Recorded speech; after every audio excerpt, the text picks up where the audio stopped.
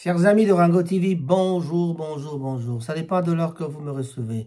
Tout le plaisir est pour moi de vous retrouver ce soir pour vous parler des nouvelles de la RDC. RDC et Lokomakasi, RDC, vraiment un grand pays, RDC, batteur Kuta Baleke Bele. Les agents de la présidence en séminaire de renforcement des capacités.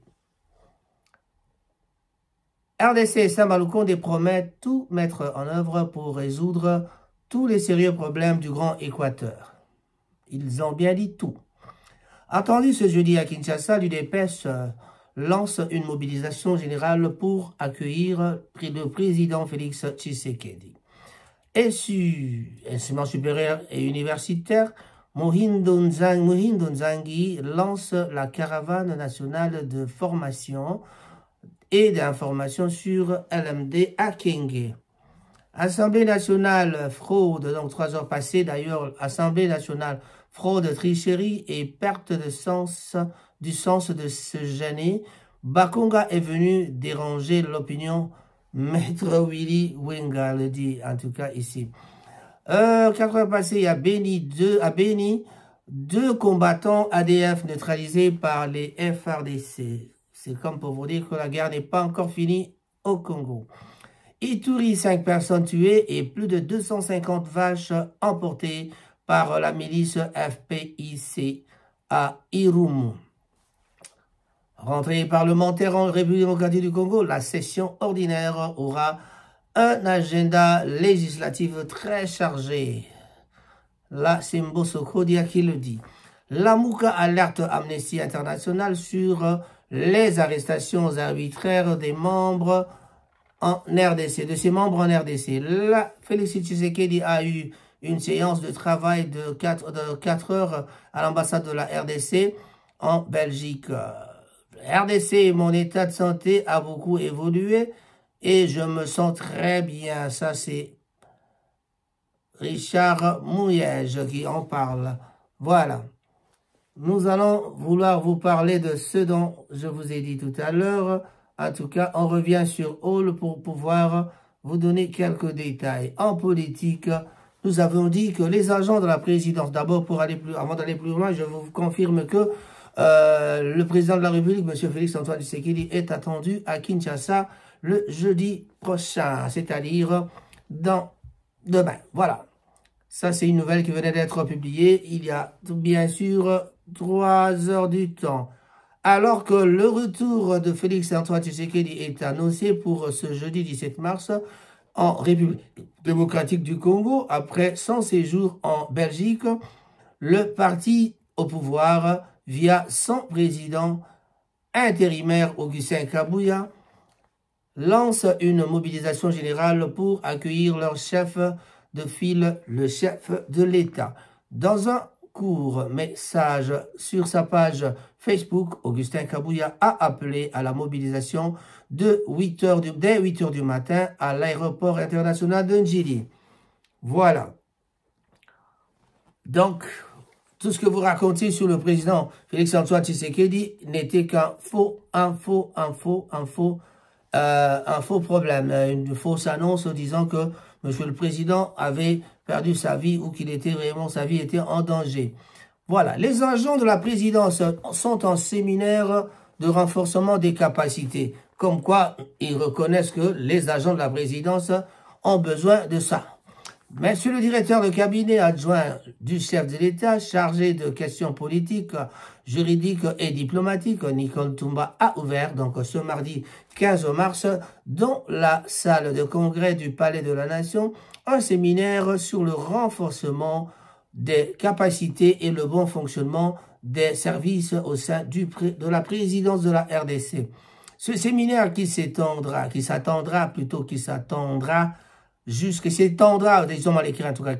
jusqu'au 17 mars 2022, concerne notamment la cellule de communication et le porte-parole, le service de la sécurité interne, le protocole, l'intendance, la logistique et que la garde républicaine. Voilà. Ainsi que la garde républicaine. D'après Nicole Toumba Boatia, ces assises sont une promesse du directeur du cabinet Guilain Niembo, faite lors des échanges des vœux à Kinshasa, bien sûr. Elle a souligné que l'objectif du séminaire au sein du cabinet du président de la République d'en tirer les conséquences et de voir aussi comment éviter l'empiètement plutôt des services, de même voir aussi comment éviter l'empiètement des services, de même que faire pour avoir l'information en temps réel. Dès le premier jour du mardi 15 mars 2022, c'est la direction de communication qui a été donc à l'honneur avec comme orateur Eric Nindou et Tarsis Kasongo Mwema, respectivement donc au directeur de la cellule de la communication et porte-parole du chef de l'État. Dans sa prise de parole, Eric Nindou Kibambe a présenté donc la cellule de communication, bien sûr la cellule de communication. Voilà.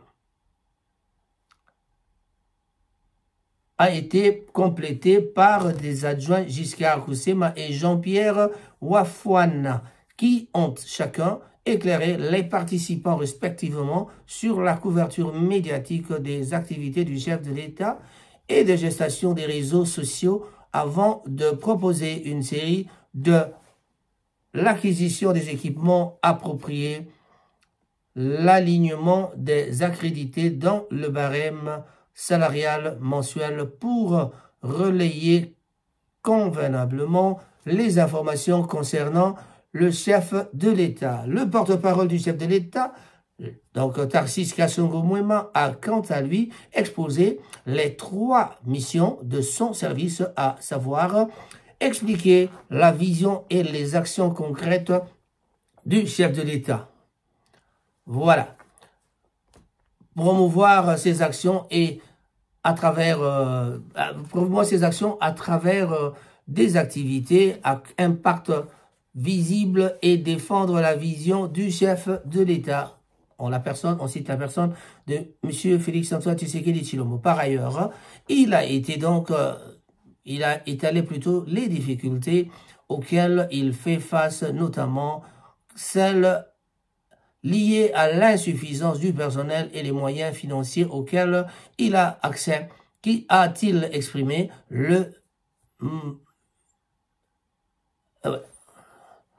expliquer le mettre dans l'incapacité d'organiser des points de presse avec des médias. À l'en croire, des 14 unités sollicitées, son service n'en compte que la moitié.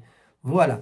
Clôturant donc cette première journée, Nicole Toumba a reconnu les exigences de la communication, soit unique, au sein du cabinet des services concernés, étant donc invité à prendre la même position et à exprimer la même opinion par rapport aux mêmes faits. Vous avez compris que le service de communication du président de la République doit être restauré en tout cas, parce que on croit que... Et Sama Lukonde, de son côté, lui, il a promis de mettre tout en œuvre pour résoudre tous les problèmes, tous les sérieux problèmes du Grand Équateur. Il n'a pas encore réussi à résoudre le problème du Grand Kinshasa avec l'opération sans trou à Kinshasa, mais il veut aller résoudre le problème du Grand Équateur. Le Premier ministre Jean-Michel Samba Lukonde Kyenge a regagné donc Kinshasa lundi 14 mars 2022, bien sûr, après une tournée dans le Grand Équateur où il a été pour les préparatifs de la grande... des préparatifs, après une tournée, bien sûr, dans le Grand Équateur, où il a été pour les préparatifs de travaux de construction du sanctuaire du bienheureux Isidore Bakanja. Voilà, c'est une bonne idée quand même d'honorer Isidore Bakanja.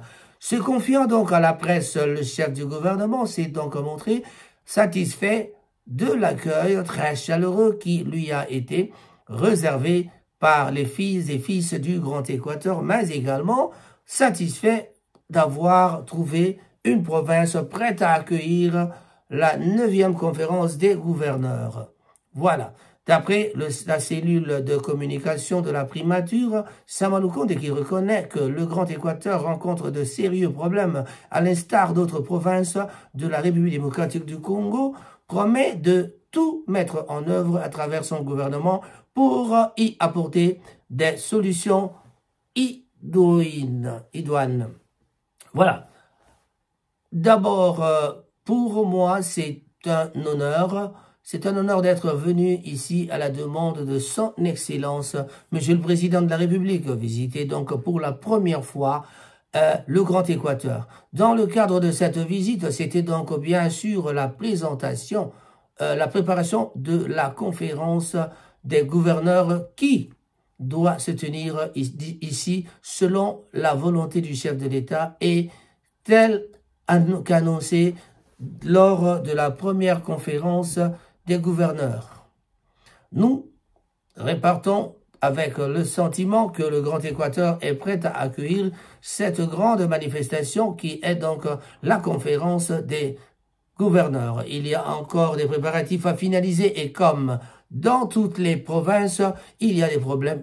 Donc, il appartient bien sûr au gouvernement d'apporter des réponses à tous les problèmes, a dit donc en substance Jean-Michel Samalou Condé Kyenge. À en croire la même source, le Premier ministre, avant son retour à Kinshasa, s'est rassuré donc des solutions que son gouvernement va apporter pour le développement du Grand Équateur. Pour sa part, le chapelain du pape, Monseigneur Donatien Ntiolé, qui a accompagné le Premier ministre, a donc salué cette tournée dans le Grand Équateur. Il s'est dit donc satisfait du fait que le Premier ministre lui-même a découvert que les réalités du Congo profond qui nécessitent des réponses appropriées, notamment l'épineuse question de la communication téléphonique. Il s'y est donc de noter que après près de 40 ans, qu'il n'y a pas qu'un Premier ministre qui s'est rendu dans le Grand Équateur. Il n'y a pas eu un Premier ministre qui s'est rendu dans le Grand Équateur. Donc, depuis toujours, même les Kengo, ils ne s'étaient jamais rendus là-bas. Ça, on se pose la question de savoir si cela est vrai. Bon, voilà. Peut-être qu'il est parti là-bas quand il avait d'autres fonctions, mais pas en tant que Premier ministre. Et voilà, donc signalons donc également que le gouverneur, plutôt le chef du gouvernement, était accompagné dans ce déplacement du Grand Équateur par le ministre d'État en charge de l'aménagement du territoire, le vice-premier ministre de l'Intérieur et des hautes autorités, bien sûr, de l'Église catholique, notamment l'archevêque métropolitain de Mbandaka Bikoro, Ernest Mboko. Ernest Mboko, l'évêque Toussaint Iluku de Bokungu Ikela, et le chapelain du pape, Monseigneur Donatien Ntiolé. Eh bien, tout ceci, ce sont les paroles de notre ami. Voilà, on nous raconte des belles histoires pour, en tout cas, c'est Dominique Malala qui nous en parle. Et voilà, on en parle et sûr. Muhindo Nzangi, comme je vous l'avais dit dans le sommaire de ce journal, Muhindo Nzangi lance la caravane nationale de formation et d'information sur LMD à Kyenge. Voilà. Que se passe-t-il? Après avoir lancé officiellement la caravane nationale de formation et d'information sur la LMD, à Mbandaka, le jeudi 10 mars, voilà arrivé le tour du Grand Bandundu pour de bénéficier bien sûr de cet atelier très pédagogique et animé par les experts nommés internationaux, les experts de renommée internationale bien sûr. Invité à examiner la partie information de cette caravane, le patron de l'enseignement supérieur et universitaire, en la personne de Muhindo Nzangi, avant tout présenter ses vifs remerciements au chef de l'État, Félix-Antoine Tshisekedi, pour avoir donc donné au gouvernement des orientations pertinentes sur la mise en œuvre la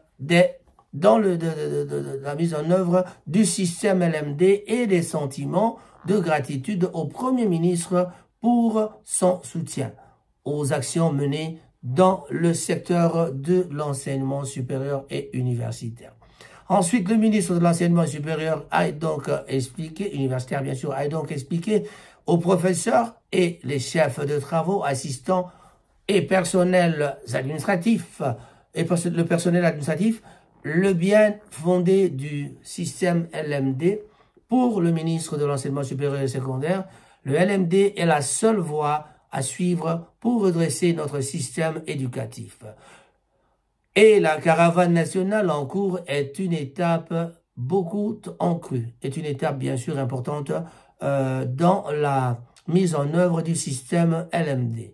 Beaucoup ont cru que on n'avait donc pas de moyens pour basculer dans le système LMD. Faux. Le LMD est un état d'esprit. Un état d'esprit, même avec le moyen que l'on a, on peut donc commencer le LMD, car la Mauritanie et le Congo-Brazzaville n'ont pas plus de moyens que nous. La RDC a souligné le ministre de l'Enseignement supérieur et universitaire avant de préciser que le LMD est une forme qui mène à la professionnalisation de la formation.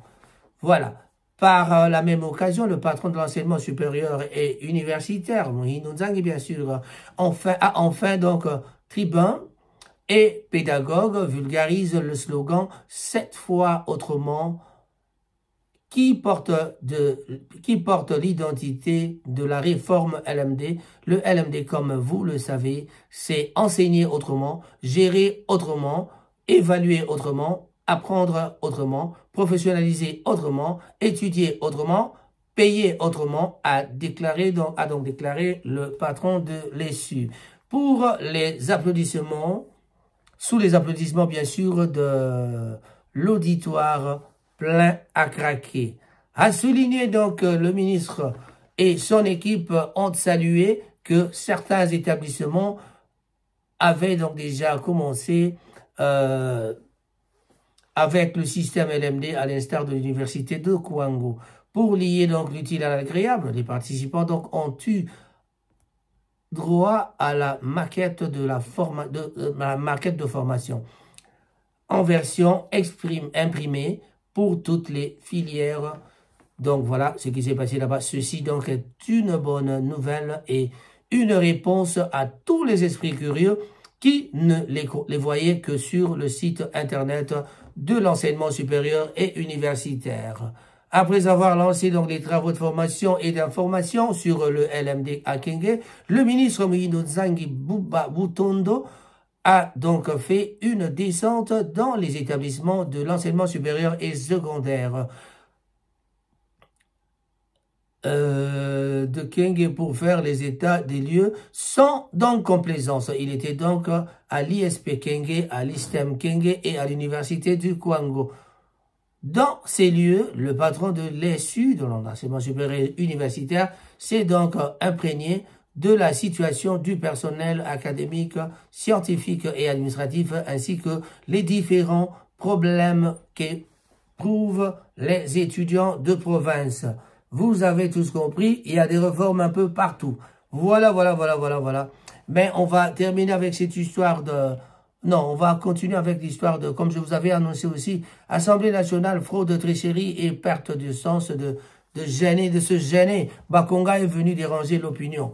Voilà, qu'est-ce qui se passe? La présence de l'ancien ministre de l'enseignement primaire, secondaire et technique, Willy Bakonga, à la cérémonie d'ouverture solennelle de la première session ordinaire de l'année 2022, a fait donc enflammer le mardi 15 mars la presse congolaise et les réseaux sociaux. Dans une interview accordée à Politico, donc la matinée de ce mercredi 16 mars, donc c'était donc ce matin, Maître Willy Bakonga a laissé donc entendre que d'abord en optant pour le Sénat et plus grave en étant donc condamné à la servitude pénale pour une infraction internationale. Aussi, dit-il, dans ce dernier cas, même son mandat au Sénat est perdu conformément aux dispositions de l'article 110.8 de la Constitution de la République. À cet effet, pour l'avocat plutôt au barreau de Kinshasa, Gombe, c'est certainement le clientélisme, fraude, tricherie et perte du sens de se gêner. Willy Bakonga donc est venu déranger l'opinion. Maître Willy Wenga en appelle l'Assemblée nationale à respecter la Constitution de la République. Voilà. Prenons donc part à l'hémicycle aux côtés d'autres députés nationaux. Willy Bakonga semble donc avoir repris ses fonctions de député national alors qu'il avait été condamné le 30 avril 2021 à 3 ans de prison pour le blanchiment d'argent par la Cour de cassation et après avoir été libéré à la faveur d'une grâce présidentielle en décembre de la même année. Une libération qui l'avait soulevé, avait soulevé donc le toile général. Vous avez compris, Willy Bakonga avait été libéré par la grâce présidentielle. Malheureusement, personne n'est content de cela. Et voilà ce qui a dérangé l'Assemblée. Dans la foulée, donc, le ministre d'État en charge de la justice, Rose Mutombo, avait donc fustigé cette libération qui, selon lui, était irrégulière, signée par le procureur général près la cour d'appel de Kinshasa-Gombe. Ainsi donc, disait-elle, cela illustre un excès de pouvoir qui porte atteinte à l'ordonnance présidentielle du 28 juillet 2021. Pour elle, cette tâche revenait plutôt au procureur près la Cour de cassation. Sa libération avait déçu donc l'opinion publique qui attendait à ce que Willy Bakonga retourne en prison. Sans succès, à un moment, il a donc été annoncé en exil en France. Revoici Willy Bakonga dans la salle de congrès au Palais du Peuple à Kinshasa, libre avec une casquette de député national. Déjà donc les banderoles avaient été placées de partout dans la ville de Kinshasa annonçant l'adhésion de l'ancien ministre de l'enseignement primaire et secondaire Willy Bakonga à l'union sacrée de la nation. Comme quoi ça fonctionne très mal au Congo. Voilà vraiment il faut qu'on arrange ces affaires-là. Béni de combattants de la défense étaient neutralisés dans les FARDC. Bon, voilà, par les FARDC. Les forces armées de la République démocratique du Congo, FARDC en sigle, ont donc neutralisé 2 rebelles ADF dans la matinée bien sûr, de ce mardi 15 mars, dans le groupement Bambouba Kisiki, c'est donc le territoire de Béni. D'après le capitaine Anthony Mwalouchaï, porte-parole des opérations Sokola 1, Grand Nord, qui a donc rapporté la nouvelle. Ces assistants ont été donc neutralisés après qu'ils aient traversé la RN4. Voilà, la route nationale 4, comme on le dit. Et toujours du côté de la guerre, Ituri, 5 personnes tuées et plus de 250 vaches emportées par la milice FPIC. Voilà.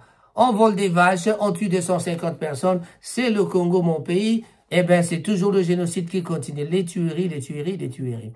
Des hommes armés, bien sûr, identifiés à la milice de force patriotique et de l'intégrationniste du Congo, FPIC,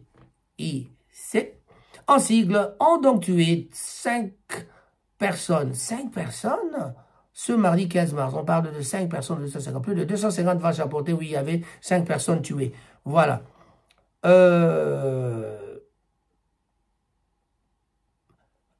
Ont tué donc 5 personnes ce mardi matin 15 mars 2022. Dans leur incursion survenue au village Mouroubia du groupement Sota Badia dans la chefferie de Bahema d'Irumu, en territoire de Irumu aussi. Voilà, donc le chef de cette chefferie qui rapporte la nouvelle à Politico CD parle de jeunes filles, 2 garçons et 1 femme parmi les victimes qui ont été tuées les unes par armes à feu et les autres par machette. Eh bien, vous savez bien ce que ça veut dire. Voilà, le vandalisme, la guerre, voilà, c'est ça. Plus de 250 vaches ont été donc emportées par ces miliciens et dizaines de maisons ont été donc également incendiées par ces hommes armés qui se sont retirés après leur forfait. Donc c'était donc vers 6 heures du matin lorsque ces miliciens de FPIC sont arrivés, ils ont commencé à tirer les coups de balle où ils ont tué les civils et emporté les vaches. Nous avons le bilan de 5 personnes, une femme, 2 filles, 2 garçons. Ils ont apporté 250 vaches. Les victimes ont été tuées par armes et par machette. Une dizaine de maisons aussi ont été incendiées, précise David Bahinduka, chef de chefferie. Un mouvement plutôt de déplacés a été donc constaté déjà pendant la matinée de ce mardi, craignant pour la sécurité des habitants de ce village, se sont déplacés vers le centre de Sota, situé à quelques kilomètres de ce village attaqué. Le chef de la dite chefferie plaide pour le renforcement des dispositifs sécuritaires dans la région pour protéger la population. Ce groupe armé à connotation tribale est né en 2019 dans le groupement Shinyakilima, situé à plus de 40 km au sud de la ville de Bunia. C'est chef-lieu donc de la province de l'Ituri.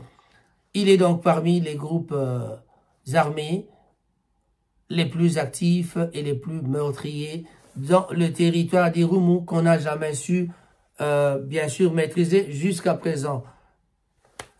Chers amis, je vous avais parlé de la rentrée parlementaire. Pour terminer ce journal, en RDC, la session ordinaire aura donc un agenda législatif bien chargé, bien sûr. En RDC, la rentrée parlementaire a eu lieu donc ce mardi 15 mars. Dans son discours à cette occasion, le président de l'Assemblée nationale, Christophe Mbosso, a appelé que la principale mission du Parlement est de légiférer et de contrôler l'action du gouvernement. Oui, chargé, oui, de gouvernement. Et puis voilà, après avoir donc survolé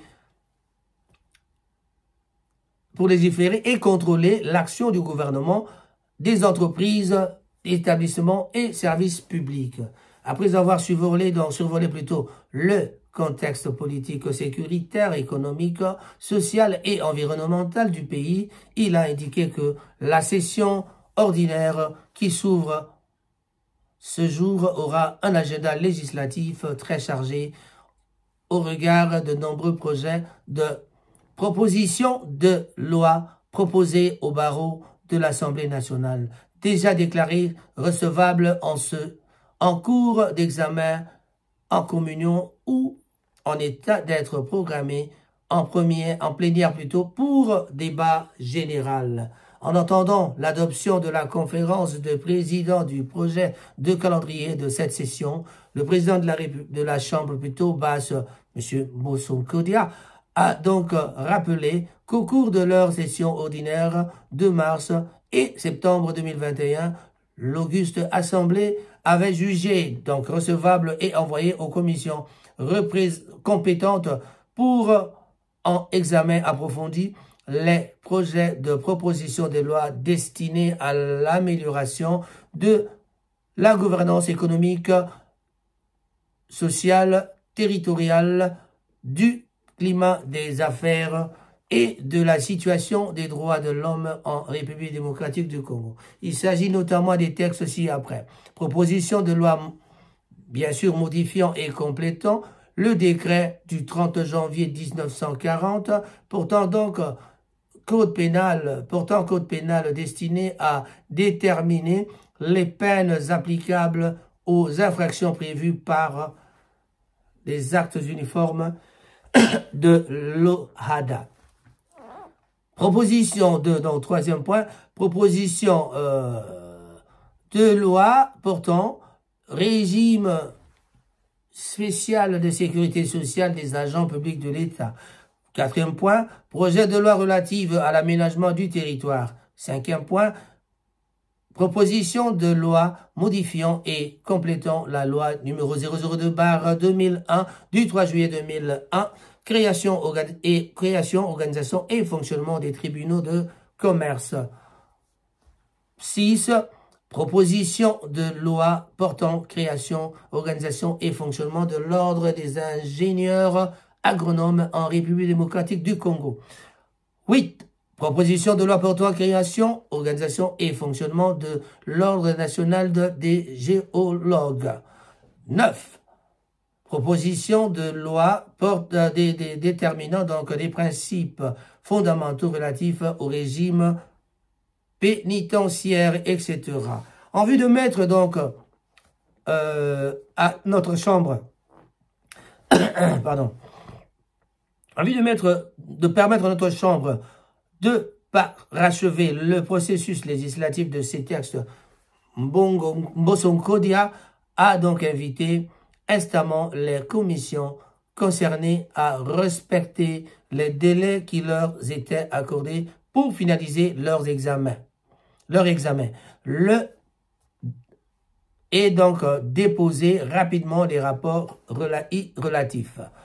Concernant donc l'agenda sur cette session, il y a cette session ordinaire et donc il a à cet effet invité le gouverneur à faire diligence nécessaire pour finaliser et déposer au bureau de la Chambre le projet de loi portant reddition des comptes de la loi des finances de l'exercice 2021, de mettre à la Cour des comptes et d'analyser en utile et de transmettre le rapport concernant ses observations sur le dit projet de loi. Donc, selon les exigences de l'article 84 de la loi relative aux finances publiques libellé comme suite. Le projet de loi portant reddition des comptes du dernier exercice clos, y compris les documents prévus aux articles 81 et 82.1 et 2 de la dite loi, est déposé à l'Assemblée nationale au plus tard le 15 mai de l'année suivant celle de l'exécution du budget auquel il se rapporte plutôt. Dans la possibilité de respecter ce délai, le projet de loi portant reddition de comptes ainsi que le rapport de la Cour des comptes visé au point 3 de l'article 82 sont donc déposés avant plutôt la fin de la session ordinaire de mars. C'est comme vous l'avez dit, c'est un texte de Dominique Malala. Et voilà, nous arrivons à la fin de notre journal avec cette nouvelle de réclamation les membres on parle de membres de l'AMUCA qui sont arrêtés arbitrairement et il y a une réclamation de la part des gens de l'AMUCA. Donc, voilà. L'AMUCA alerte donc Amnesty International sur les arrestations arbitraires de ses membres en RDC. La représentation extérieure de la coalition l'AMUCA, à travers son porte-parole Albert Mukulubundu, a annoncé donc le mardi 15 mars qu'ils ont saisi les organisations internationales des droits de l'homme, en l'occurrence Amnesty International, voilà, des droits de l'homme, en l'occurrence Amnesty International, Human Rights Watch and FIDH en France, pour dénoncer les arrestations arbitraires, séquestration et enlèvement des membres en RDC. Allons croire, la MOUCA mène donc cette démarche après un constat d'échec dans les démarches menées auprès des instances judiciaires en RDC. Voilà, voilà, voilà. On vous avait parlé de la justice congolaise qui marche à sa façon. Nous avons ainsi terminé. Raphaël Ngomatas, votre présentateur. Rango TV, votre chaîne. Veuillez donc vous abonner. Appuyez sur la sonnette et vous aurez à suivre nos... Faites-nous plaisir, abonnez-vous. Merci beaucoup. Au revoir.